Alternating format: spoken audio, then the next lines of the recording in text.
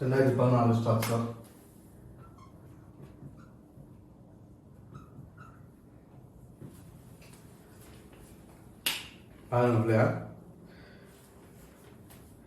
சில பொருட்கள் கொள்கலங்களில் பொது செய்யப்படும் போது அவை கொள்கலத்தின் முழு கனவளவையும் இடங்கொள்வதில்லை. இது பொருள்களின் வடிவம் காரணமாக நடைபெறுகின்றது. அத்தகைய நிலைமைகளில் கொள்கலத்தின் கனவளவில் ஒரு பின்னம் எப்போதும் வெறுதாக இருக்கும். அதேவேளை வளியினால் நிரப்பப்பட்டிருக்கும். ஒரு ஒன்றில் காணப்படுகின்றவாறு ஆறுல சர்வசம திண்ம கோளங்கள் பக்க நீளம் 8 உடைய சதுரமுகி பெட்டி வடிவத்தில் உள்ள ஒரு கொள்கலத்தினுள் ஒரு ஒழுங்கான விதத்தில் முற்றாக பொது செய்யப்பட்டுள்ளதாக கருதுக. இது ஒழுங்கான பொதிதல் எனப்படும். கொள்கலத்தில் பொது செய்யப்பட்ட கோளங்களின் எண்ணிக்கை காணாமலையால் இதுல 4 4 4 அப்ப 4 4 4 கனவளவு பார்க்க நமக்கு தெரியும். 4 தர 4 தர 4 இந்த 4 கோளம் இருக்கு, அதனால பக்கம் 4 கோளம் இருக்கு, உயரத்துல 4 கோளம் இருக்கு. ஆகவே 4 தர 4 தர 4 அவன் 16 4 64 கோளங்கள் இருக்கு. 64 ஏ பாட்டு. பி பாட்டை பாருங்க பிள்ளையால். கொள்கலத்தில் பொது செய்யப்பட்ட எல்லா கோளங்களினதும் மொத்த திரவிய கனவளவிற்கான ஒரு கோவையை R பை சார்பில் புரட்டாம். ஆகவே இது 64 கோளம் இருக்கு. ஒரு கோலத்துல R என்று சொன்னா ஒரு கோலத்துல கனவளவு 4/3 பை ஆர் கணம். 4/3 பை ஆர் கணம் தர 64 கோளம் இருக்கு. சரியா, 64 கோளம் இருக்கு. ஆகவே 64 4 256 பை ஆர் கணத்திங்கள் 3 கோளம் இருக்கு.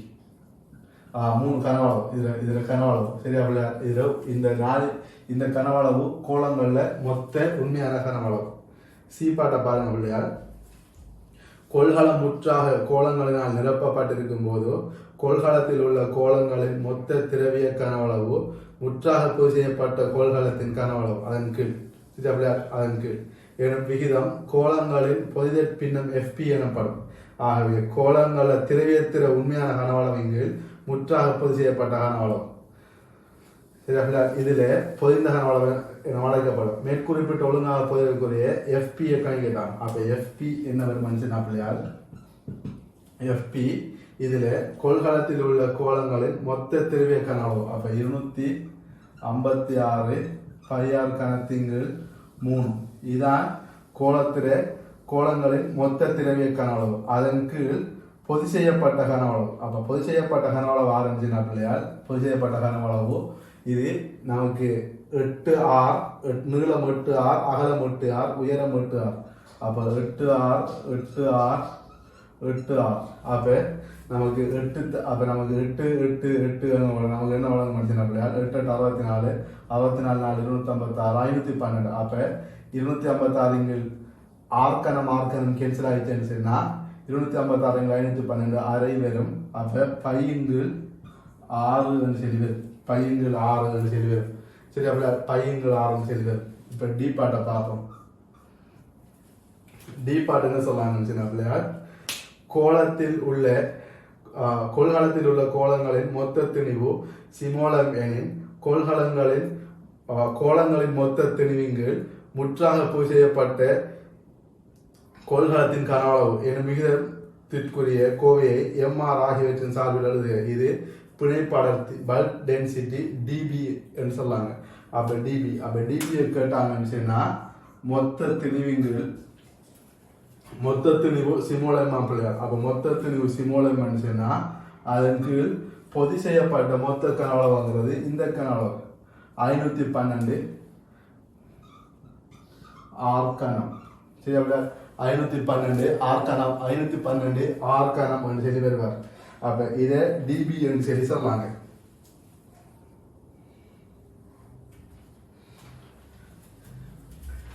இப்ப F பாட்டு போவோம் இல்லையா. F part E part இருக்கு. E part என்ன சொல்லுவாங்க அப்படியா. கோளங்களின் திரவியத்தின் அழுத்தி DMற்கான ஒரு கோவையை MR பை சார்பில் நிறுத்தார். ஆகவே கோளத்திர மொத்த கனவளவு M கோளத்திர மொத்த திணிவு M மொத்த கனவளவு நறுக்கி. ஆகவே M கீழ் dm சமன் m இன் கீழ் 256 பை ஆர் கணத்தின் 3 அது சமன் 3m இன் கீழ் 256 பை ஆர் கணம். சரி, அப்படியா? இது கோலத்துல dm. இப்ப f பார்ட்டுக்கு வருவோம். f பார்ட் என்ன சொல்லலாம்னு சொன்னா, மாணவன் ஒருவன் ஒரு பரிசோதனை முறையை பயன்படுத்தி பயருக்கான FB DB DM எனும் பரிமாணங்களை காண தீர்மானித்துள்ளான். இதன் போது பயறு ஒரு இழுமாற்று வீதத்தில் பொது செய்யப்பட்டது. இது இழுமாற்றாக பொய்தல் எனப்படும். ஒரு 2ஐ பார்க்க CDE ஆகிய பகுதிகளில் குறிப்பிட்டு FP DB DM ஆகியவற்றுக்கான வரைவிலக்கணங்கள் எந்த வடிவமும் உள்ள உருப்படிகளை இழுமாற்றாக பொது செய்வதற்கு செல்லுபடியாகும். முதலில் அவன் உலர் பயரை ஒரு அளக்கும் சிலிண்டரினுள்ளே செலுத்தி ஒரு 2இல் காணப்படுகிறவாறு பயரின் 50 சென்டிமீட்டர் கனம் பொய்ந்த கனவளவை பெற்றுக்கொண்டான். பின்னர் பொய்ந்த கனவளவு 50 சென்டிமீட்டர் கனம் பயர் மாதிரியின் திணிவை அளந்து அது 3.8 தர 10 கிலோகிராம் என கண்டான். அதன் பின் அவன் 50 சென்டிமீட்டர் கனம் நீரினை கொண்டு ஒரு அளக்கும் சிலிண்டரினுள்ளே பயர் மாதிரியை புகுத்தி நீர் மட்டம் 80 சென்டிமீட்டர் குறிக்கு உயர்ந்தமையை கண்டான். அப்ப பாருங்க பிள்ளையார், 50 சென்டிமீட்டர் கனம் நீருக்குள்ள பயர் மாதிரியை போட்டா 82 சென்டிமீட்டருக்கு உயர்ந்திருக்குன்னு சொன்னா 82 சென்டிமீட்டர் கணத்துல 50 சென்டிமீட்டர் கணம் நீர் அடிச்சுன்னா மிச்சம் 32 சென்டிமீட்டர் கணம் தான் பயரோட உண்மையான கனவளவு. மூணாவது பாட்டா பாருங்க பிள்ளையார். மூணாவது பாட், பயரின் திரவியத்தின் கனவளவு யாது? அப்ப 82/50 சமன் 32 சென்டிமீட்டர் கனம் தான் அதுல உண்மையான கனவளவு. First part. செகண்ட் பார்ட், பயரின் பொதிர்ப்பினம் FP கணக்கிட்டான். அப்ப FP ஆரம்பிச்சுனா பயரின் பொதிர்ப்பினம் FP ஆரம்பிச்சுனா பிள்ளையார் பயருட உண்மையான கனவளவின் கீழ் பொதிந்த கனவளவு. அப்போ பயரோட உண்மையான கனவளவு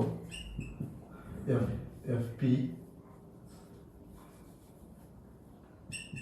பயரோட உண்மையான கனவளவு 32, அதன் கீழ் பொதிதற் கனவளவு 50 சென்டிமீட்டர் கனம் காட்டுது ஸ்டார்ட்ல என்ன சிலிண்டர்ல 50 64 64 0.64 சரியா? 64. மூணாவது பார்ட், பயரின் பிணைப்பு அடர்த்தி DBயை கணக்கிட்டான். அப்போ பயரின் பிணைப்பு அடர்த்தி DBயை ஆரம்பிச்சுனா பிள்ளையார் மொத்த திணிவிங்கள் பொதிந்த கனவளவுன்னு சொல்ல ஆரம்பிச்சுனா பிள்ளையார் நமக்கு சிலிண்டர்ல காட்டுற பெரிய கனவளவு. அப்ப இதுல DB பல்க் டென்சிட்டி. அப்ப DB ஆரம்பிச்சுன்னா இதுல செல்லிருக்காங்க பயரோட உண்மையான பயரோட துணி வந்தக்கூடிய 3.8 தர 10 கீழ் இதான் பயரோட திணிவு. அப்ப 3.8 தர 10 கீழ் பயரோட கனவளவு, பயரோட பொதிதற் கனவளவு. அப்ப பயரோட பொதிதற் கனவளவு என்னன்னு பிள்ளையா 50 சென்டிமீட்டர் காட்டுறார். 50 சென்டிமீட்டர் கனம் 10/6. அப்ப இது நான் இதை சுருக்கிறேன் நினைச்சேன்னா பிள்ளையார் இவரில் இது 10/5 மாறும், மேலுக்கு போனால் 10/3 மாறும், 3.8 5ஆல் பிரிக்கணும் நினைச்சுன்னா மேலுக்கு எங்களுக்கும் 7.6 தர 1000. அப்போ 760 கிலோகிராம் மீட்டர் கணத்துக்கு இதை நீங்கள் செஞ்சு வரணும் பிள்ளையா. சரியா? நான் எனக்கு இதை மனசார சுருக்க தெரியும் எப்படி நான் சுருக்கி காட்டினேன். அதனால் நீங்கள் அதை செஞ்சு பார்க்கணும். சரியா? மூணாவது பார்ட். நாலாவது பார்ட் பாருங்க பிள்ளையார்.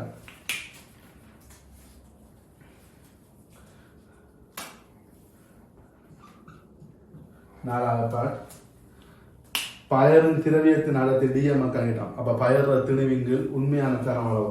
அப்ப DM சமன் பயர உண்மையான பயர திணிவு 3.8 தர 10 கீழ் கிலோகிராமின் கீழ் பயர கனவளவு வந்து பிள்ளையார் 32 சென்டிமீட்டர் கனம் 32 தர 10/6. 32 தர 10/6 வந்து பிள்ளையார் இவர் 38 தர 10/3 மேலே போன 3. அப்போ 38 32 தர 13 38 32 தர 13.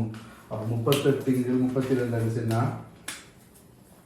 38 இங்கு 32 சொன்னா அப்படியால் 19 இங்கு 16 19 இங்கு 16 இது ரெண்டால சுருக்கினோம்னா ரெண்டு தானே ஒரு தானே ஆக்கிடலாம் 19 ரெண்டால சுருக்கினோம்னா 9.5 அப்போ 9.5 8ஆல சுருக்கணும் அப்போ 9.5 தர 1000 9500 8ஆல சுருக்க போகிறோம்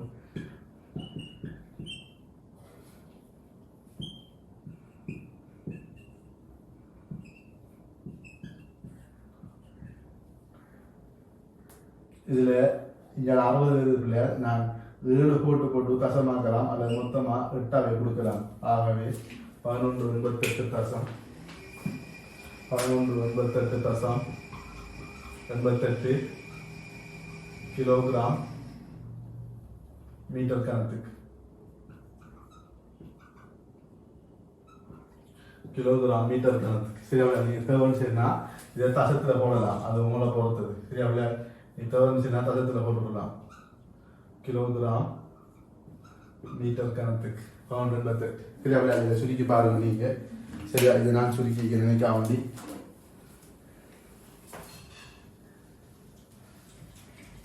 பவுன் 87 தசம் சொல்லி போடலாம் ஆனால் அடர்த்திக்காக வேண்டி தெளிவாக போட்டீங்க அடர்த்திக்காக வேண்டி முழுவதில் போட்டீங்க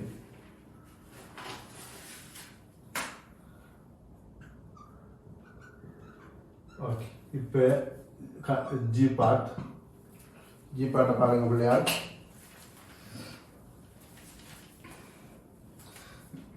பயரில் 1 கிலோகிராம் பொதியை செய்வதற்கு ஒரு பொலித்தீன் பையை வடிவமைக்க வேண்டியுள்ளது தேவைப்படும் பையின் குறைந்தபட்ச கனவளவு கேட்டிருக்காங்க 50 சென்டிமீட்டர் கனவளவில் நான் 3.8 தர 10 கிலோகிராம் வைக்கலாம் எனக்கு தேவை 1 கிலோகிராம் அப்போ நான் சின்னம் போடணும் அப்படின்னா பிள்ளையார் 3.8 தர 10 கிலோகிராமுக்கு 50 சென்டிமீட்டர் கனமண்டா 1 கிலோகிராமுக்கு எவ்வளவு அப்போ நமக்கு இதை மேலுக்கு கொண்டு வர முடிச்சுனா பிள்ளையார் நமக்கு இதை 38 ஆகினா இது 500 மாறுவார் நம்ம இதை மேலுக்கு கொண்டு போயிடலாம் ஆகவே எனக்கு விட வரப்போகுது பிரச்சனை பிள்ளையார் இது வரப்போகுது 3.8 தர 10 கிலோகிராம் எனக்கு சென்டிமீட்டர் கணத்தில் ஆன்சர் வரப்போகுது ஆகவே இதை சுருக்குவோம் இது 1 கிலோகிராம் சரியா 3.8 தர 10 கிலோகிராமுக்கு 50 சென்டிமீட்டர் கனம் இது பின்னம் பொதிந்த கனவளவு தான் இது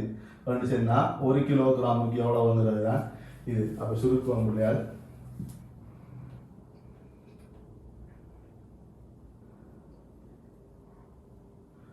முப்பத்தெட்டு தர 10 மேலு போனால் 3 அப்போ 50 38 25 19 அப்போ 25 9 சுருக்க போகிறேன் அங்கால 10 3 இருக்கு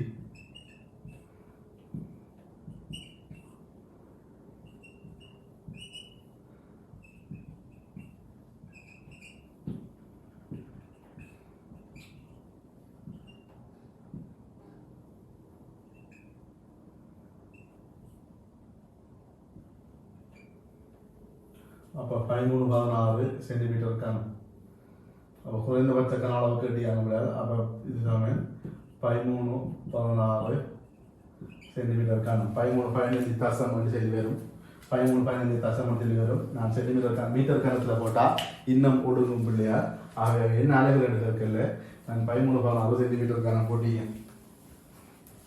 சரி அவ்வளோ தகவல் செய்யணும் நீங்கள் தசத்தில் கொடுக்கலாம் 15 தசம் 15 தசம்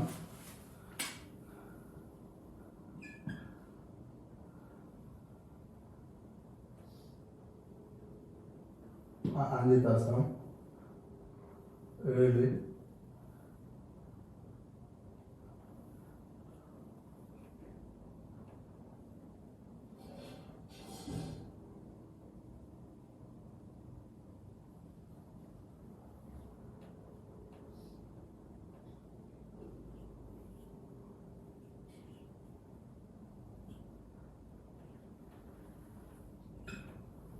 8 வரும் சரி அப்படியா அப்போ 15 தசம் 8 சென்டிமீட்டர் கனவன் சரி வரும் நான் விரும்பி நான் முழுவன் ஆகி கொடுக்கலாம் சரி அப்படியா இதுதான் இதில் இருக்க இந்த கேள்வியில் இருக்கிற முக்கியமான விஷயம் நான் சொல்லுவேன் சரியா அப்போ இதை நாம் இப்போ ஃபுல்லாக சுருக்கி காட்டிக்க பிள்ளையால். அப்போ 2016 ஸ்ட்ரக்சரில் இருக்கிற ஆக முக்கியமான விஷயம் நான் வந்துட்டு பிள்ளையால் இதை ஃபுல்லாக விளங்கி எடுத்துக்கொள்ளணும்.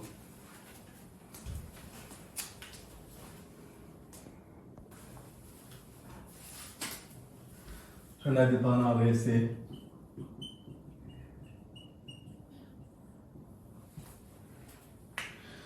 முதலாவது ஏற்பட்ட பாருங்க பிள்ளையா. திணிவு M1 உடைய ஒரு துணிக்கை ஒரு ஒன்றில் காணப்படுகின்றவாறு ஆரையும் புறக்கணிக்கத்தக்க திணிவையும் உடைய ஒரு கிடை வளையத்தின் விளிம்பில் நிலைப்படுத்தப்பட்டுள்ளது. POQ ஆனது வளையத்தின் மையம் ஓவினூடாக செல்லும் ஒரு நிலைக்குத்து அச்சாகும். முதலாவது பாட் நிலைக்குத்து அச்சு POQ பற்றி துணிக்கையின் சடத்துவ திருப்பம் I1 ஒரு கோவையை M1R ஆகியவற்றின் சார்பில் எழுதட்டாம். நமக்கு தெரியும் பிள்ளையார் அச்சிலிருந்து ஒரு துணிக்கைக்கான தூரம் வந்து MR வர்க்கம் நம்ம செல்வோம். அப்போ தூரம் R சொன்னால் திணிவு M சொன்னால் அது சடத்துவ திருப்பம் MR வர்க்கம். ஆகவே ஏ பாட் I17 அவர் திணிவு M1 R வர்க்கம் M1R வர்க்கம் ஏயில் 1. இரண்டாவது பாட்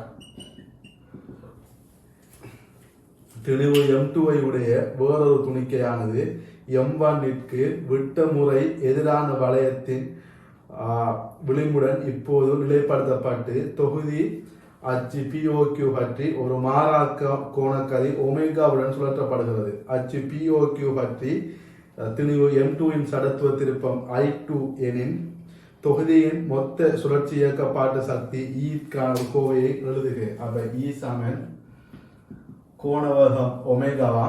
அப்ப I1க்கு half I1 ஒமேகா வர்க்கம் சக half I2 ஒமேகா வர்க்கம். அப்ப I1 I2 அவர் தந்திருக்கார்.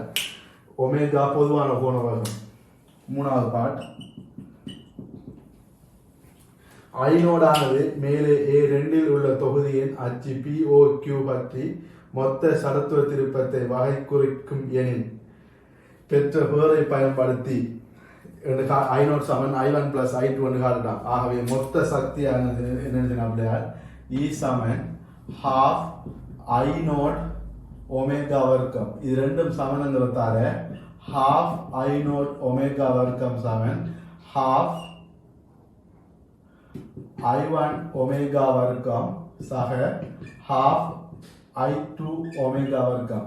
அப்ப half I ஒமேகா வர்க்கம் எல்லாத்தையும் பொதுவாக வெட்டி நம்ம சொன்னா I0 சமன் I1 சக I2 சொல்லி வரும். சரி, அப்படி I0 சமன் I1 சக I2 சொல்லி வரும். இவ்வளவும் சரி. இப்ப பி பாட்டுக்கு வருவோம். பி பாட்டு என்ன சொல்றாங்க பிள்ளையார், மேலே M1 M2 ஆகியவற்றுக்கு பதிலாக ஒவ்வொன்றும் திணிவு சிமோலமை உடைய 10 சர்வசம துணிக்கைகள் இப்போது வளையத்தின் விளிம்பில் சம இடைவெளிகளில் நிலைப்படுத்தப்பட்டுள்ளன. ஐயானது நிலைக்குத்து அச்சு பற்றி POQ பற்றி ஒரு துணிக்கையின் சடத்துவ திருப்பம் எனின் ஐயானது ஒரு துணிக்கையின் சடத்துவ திருப்பம் எனின் நிலைக்குத்து அச்சு பற்றி தொகுதியின் மொத்த சடத்துவ திருப்பம் IT கோவையை எழுதட்டான். அப்ப இதுல ஒரு துணிக்கைக்கு ஐயா. அப்ப ஒரு துணிக்கைக்கு ஐயான்னு சொன்னா நமக்கு 10 துணிக்கைக்கு IT சமன்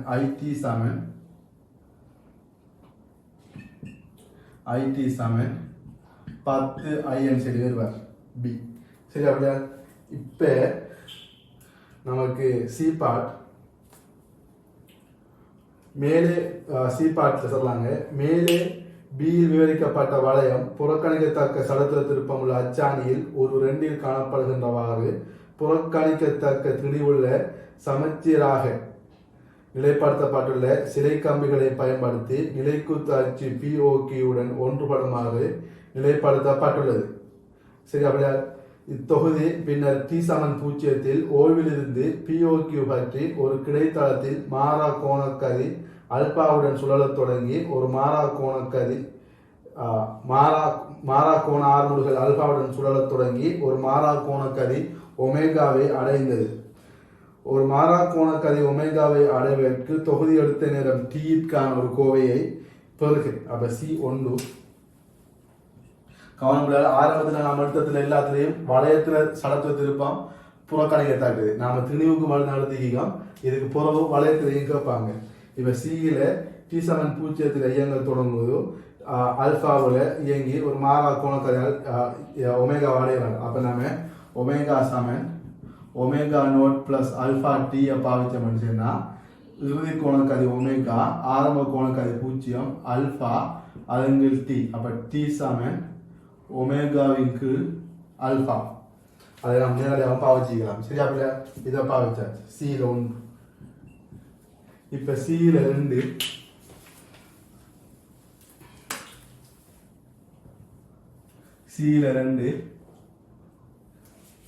என்ன சொல்லலாம்னு சொன்னா சி 1ல் 1 இருந்தா சி 1ல் 1 1ல் 2 சரியா பிள்ளை? 2 என்ன சொல்லலாம்னு சொன்னா தொகுதி மாறா கோணக்கதை ஒமேகாவை அடையும் போது அது ஆற்றிய சுற்றுகளின் எண்ணிக்கை கேட்டிருக்காங்க. அப்போ நம்ம மொத்த டீட்டாவை பார்த்தோம்னா ஒரு சுற்றல் 2πRN. அப்போ மொத்த டீட்டாவை பார்த்து 2πRN பிரிச்சோம்னு சொன்னா மொத்தம் எத்தனை சுற்றல்கள் தெரியும். அப்போ டீட்டா சமன் டீட்டா அதாவது ஒமேகா நோட் சமன் ஒமேகா வர்க்கம் சமன் ஒமேகா நோட் வர்க்கம் பிளஸ் 2 ஆல்ஃபா தீட்டா. அப்போ ஒமேகா வர்க்கம் சமன் 0 பிளஸ் 2 ஆல்ஃபா தீட்டா. அப்போ தீட்டா சமன் ஒமேகா வர்க்கத்தின் கீழ் 2 ஆல்ஃபா. என் சமன் தீட்டாவின் கீழ் 2π. மொத்த கோணத்தை 2πயால பிரிச்ச மாட்டோம். எத்தனை சுற்றல்கள் தெரியும் நமக்கு 2011ஆம் ஆண்டு சேர்க்கிறது நமக்கு கேட்டிருந்தாங்க. ஆகவே தீட்டாவின் கீழ் 2π சொல்றது ஒமேகா வர்க்கத்தின் கீழ் 4π ஆல்ஃபா. இதான் 2வது பார்ட். இப்போ ரோமன் 2 பார்ப்போம். சியில் தொகுதி மாறா கோணக்கதி ஒமேகாவுடன் POQ பற்றி சுழலும் போது ஒரு துணிக்கையில் தாக்கும் மையநாட்ட விசை எஃபிற்குரிய கோவையை எழுதட்டாங்க. அப்போ கோணக்கதியில் சுழலக்குள்ள நம்ம தெரியும் நம்மளையால் மையநோக்கு விசை வந்து MR ஒமேகா ஸ்கொயர் தாக்கும். அப்போ இதில் M தந்திக்காங்க பிள்ளையால், R தந்திக்காங்க, ஒமேகா எல்லாமே தந்திக்காங்க. அப்போ மைய நாட்ட விசையை எழுத தெரிவிக்காங்க. அப்போ கீழுக்காக F சமன் MR ஒமேகா ஸ்கொயர் நமக்கு நேரடியாக எழுதுறதுக்காங்க. சரியா பிள்ளையார்? அது 2வது பார்ட். சரியா? இப்போ டி பார்ட். டி எழுதுறதுக்கு முதல் இவ்வளோத்தையும் அழிப்போம் பிள்ளையார்.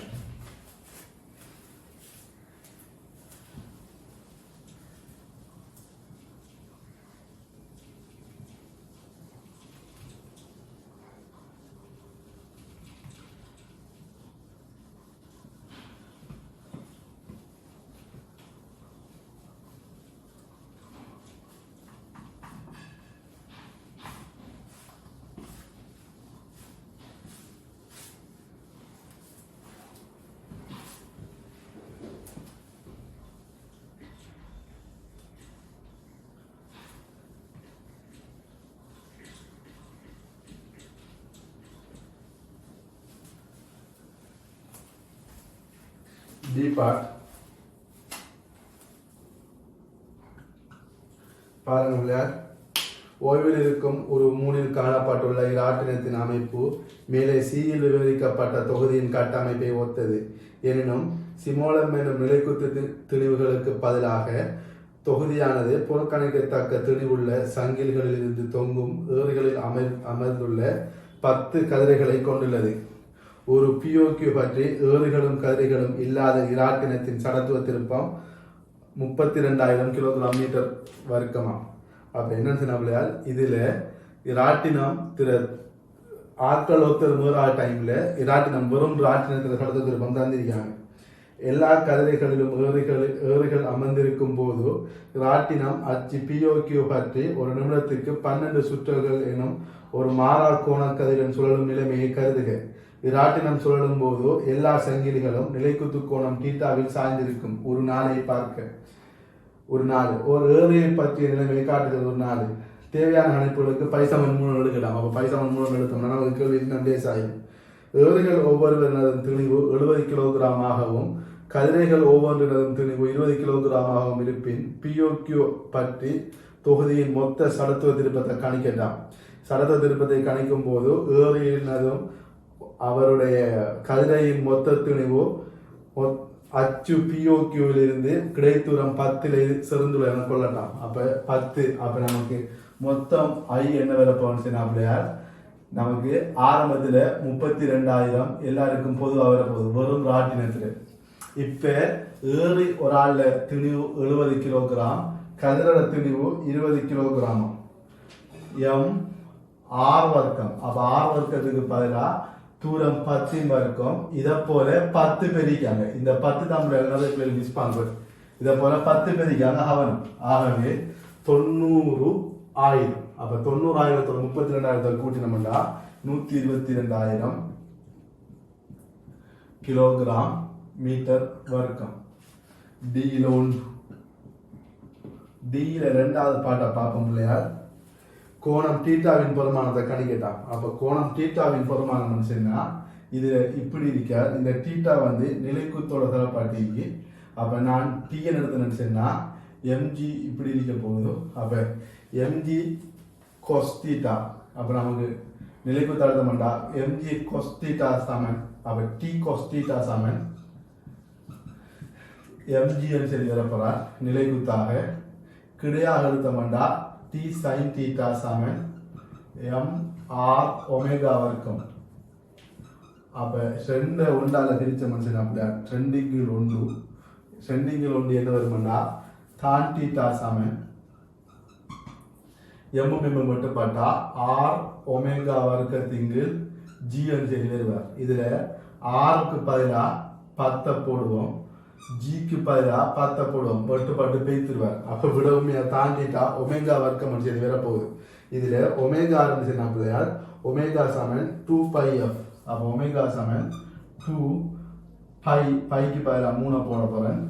எஃப் ஆர் இருந்துச்சுன்னா பிள்ளையார் எஃப் வந்து ஒரு நிமிஷத்துக்கு 12 சுற்றலாம். அப்ப 12க்கு 60. அப்ப இதுல அதுல வர்க்கம். அப்ப இந்த ஆரம் மட்டுப்படா 1.2 வர்க்கம். tan theta சமன் 1.44. அப்ப தீட்டா சமன் என்ன வேலை போச்சுன்னா நம்முடைய தான் அட்டவணை பார்த்தோம்னா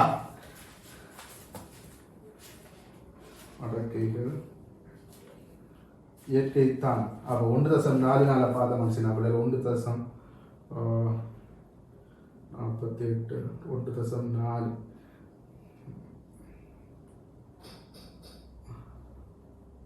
55 வந்து 1.4 55 10 பாகை 40 1.43 வீடு நம்ம 30 பாகை தேவை. நம்ம 27 பாகை எடுக்கலாம் 3 கலை. அப்ப 55 பாகை 13 கலை. 55 பாகை 13 கலையாக வரும். சரியா? இது ரெண்டாவது பாட். இப்ப மூணாவது பாட் நம்ம இங்க கூப்பிட்டு. இப்ப மூணாவது பாட் என்ன கேட்காங்க? தொகுதியின் மொத்த சுழற்சி இயக்கப்பாடு சக்தி கேட்காங்க. ஐ இன்னைக்கு ஒமேகா வர்க்கம் இன்னைக்கு. அப்ப ஹாஃப் ஐ ஒமேகா வர்க்கம். அப்ப அரை தர ஐ வந்து 122,000 தர ஒமேகா வர்க்கம் 1.44. 1.44. அப்ப இது ரெண்டையும் பற்றி நம்ம சொன்னா 0.78. அப்ப 0.72. அப்ப 0.72 1220.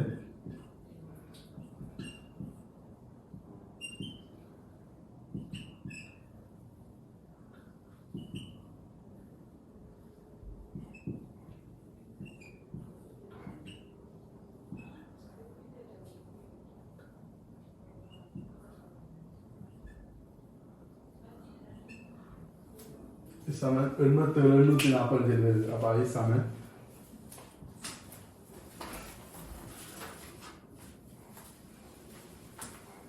740.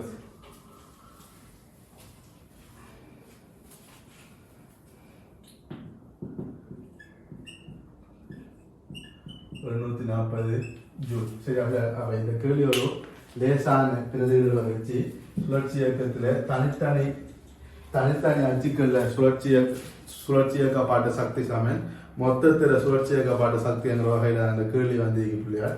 நம்ம லேசாக திருட்டு செஞ்சுக்க பிள்ளைகள். கல்குலேஷன்ஸில் மிஸ்டேக்குகள் விட்டுறப்படா நான் ஃபுல்லாக செஞ்சுக்க பிள்ளைகள். இதை ஃபுல்லாக விளங்கி எடுத்துக்கொள்ளுங்க. அவ்வளோதான் கேள்வி.